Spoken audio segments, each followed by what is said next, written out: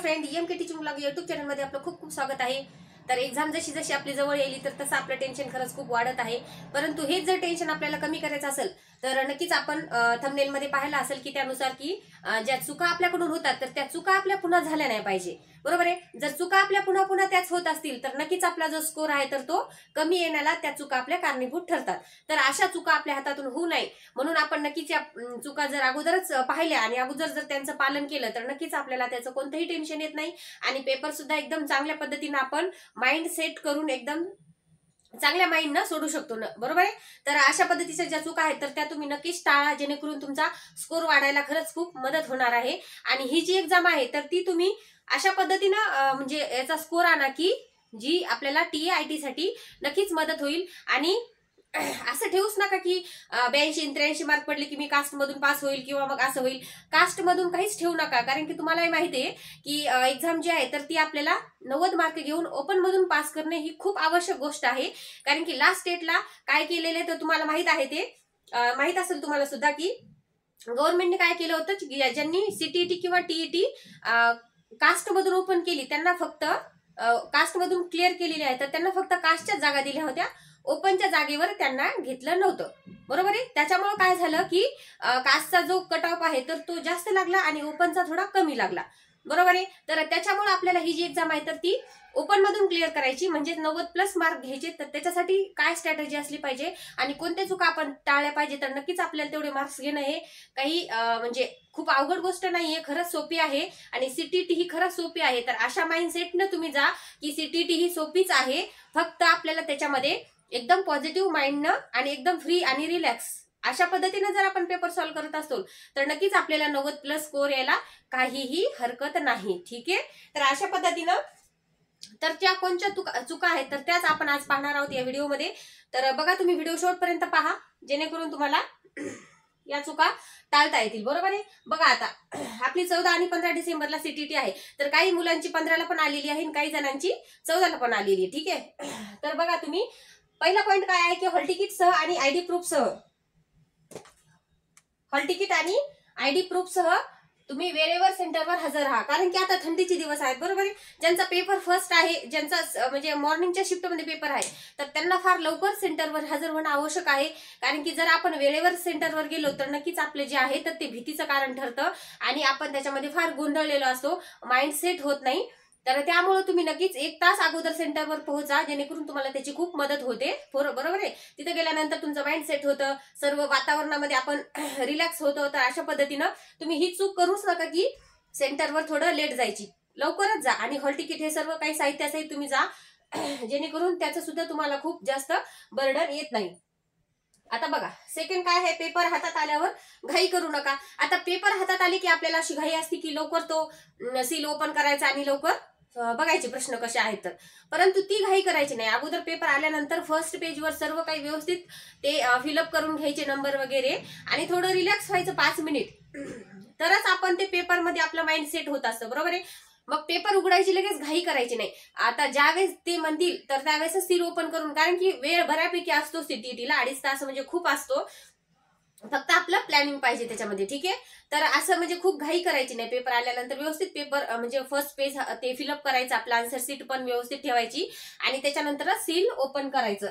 त्याच्यानंतर बघा आता पेपरची सुरुवात कशी करायची की आपली मातृभाषा जी आहे, कोणाची हिंदी असेल किंवा कोणाची मराठी असेल, तर अशा पद्धतीनंच तुम्ही सॉल्व्ह करायला सुरुवात करा। जेणेकरून काय होतं माहितीये का, जर तुम्ही अगोदर दुसरे विषय घेतले तर शेवटी काय होते मग टाइम कमी पडतो आणि त्याच्यामध्ये आपल्याला आपल्या जे लँग्वेज असतात सोप्या तर त्या आपल्याला येत असतात आन्सर, परंतु वेळेअभावी ते आपल्याला सोडवायला खूप घाई होते। तर त्याच्यामुळे तुम्ही अगोदर काय करा, आपले जे सिक्युअर मार्क्स आहेत ज्याच्यामध्ये आपल्याला फिक्सली म्हणजे लँग्वेजमध्ये नक्कीच तुम्हाला 25-25 मार्क्स घ्यायला काही हरकत नाहीये 30 पैकी, कारण की पॅसेज तर आपल्याला पाहूनच उत्तर सोडवायचे, बरोबर आहे। आणि ग्रामर जे आहे तर ते फार नॉर्मल असतं त्याच्यामधलं ग्रामर, तर त्याच्यामुळे ते सुद्धा तुम्ही एकदम व्यवस्थित पद्धतीने सोडू शकतात, बरोबर आहे। आणि जर सुरुवातीला आपण जर आपली मदर टंग घेत असतो किंवा मातृभाषा घेत असतो तर ते आपल्याला एकदम इझी वाटतं आणि तोपर्यंत आपला 30 प्रश्न सोडेपर्यंत आपला माइंड पण सेट होतो एक्झाम मध्ये आणि थोडं हॉलचं वातावरण हे सर्व व्यवस्थित आपण त्याच्यामध्ये ऍडजस्ट होतो, बरोबर आहे। तर त्याच्यामुळे तुम्ही काय करा, मातृभाषेपासूनच सुरुवात करा, ज्याचा तुम्हाला नक्कीच फायदा होणार आहे, बरोबर आहे। मातृभाषेचे मार्क नक्कीच फिक्स असतात, त्याच्यामध्ये आपण जास्त चुका करू शकत नाहीत, कारण की खूप सोपा पेपर असतो तो. ठीक आहे. त्याच्यानंतर आहे एकही प्रश्न म्हणजे गोल करायचा ठेवू नका. एकही प्रश्न आपण गोल करायचा ठेवायचाच नाही, कारण की असं होतच नाही. आणि जो पोर्शन आपण करतोय म्हणजे 30 मार्काचा, सपोज ईव्हीएस असेल 30 प्रश्न, याच्यातले जरी आपल्याला 20 प्रश्न आले आणि 10 आले नाही, तर हे 10 सुद्धा लगेच गोल करून घ्यायचे, ठेवायचे नाही मागे, कारण की शेवटी टाइमच राहत नाही आपल्याला. आपण म्हणतो की आपण नंतर बघू, पण तसंच नंतर टाइमच राहत नाही. त्याच्यामुळे लगेच ते गोल करून घ्यायचे, जेणेकरून नंतर आपल्याला त्याचं टेन्शन असं राहत नाही. त्याच्यानंतर काय करायचंय, सीडीपीच्या मोठ्या प्रश्नामध्ये अडकू नका. आता तुम्हाला सांगते मी, लास्ट टाइम मला सुद्धा पेपरमध्ये पहिल्यांदा सीडीपी आलं होतं. मग ते प्रश्न पाहूनच आपण घाबरतो, बरोबर आहे. प्रश्न असे खूप लेंदी असतात ते की आपण त्याचं म्हणजे त्या प्रश्नाला खूप घाबरतो. त्याच्यामुळे आपण तसं घाबरायचं नाही आणि त्या प्रश्नामध्ये जास्त गुंतायचं नाही. त्याच्यामुळे अगोदर व्यवस्थित म्हणजे लँग्वेज सोडल्यानंतर आपला एक पोर्शन कम्प्लीट झालेला असतो, मग आपल्याला थोडासा कॉन्फिडन्स येतो. मग त्याच्यानंतर तुम्ही सीडीपी घ्या, जेणेकरून सीडीपी कारण की सोपे असते, परंतु फक्त प्रश्न कसे असतात ते लेंदी असतात, वाचायला पण थोडासा वेळच जातो.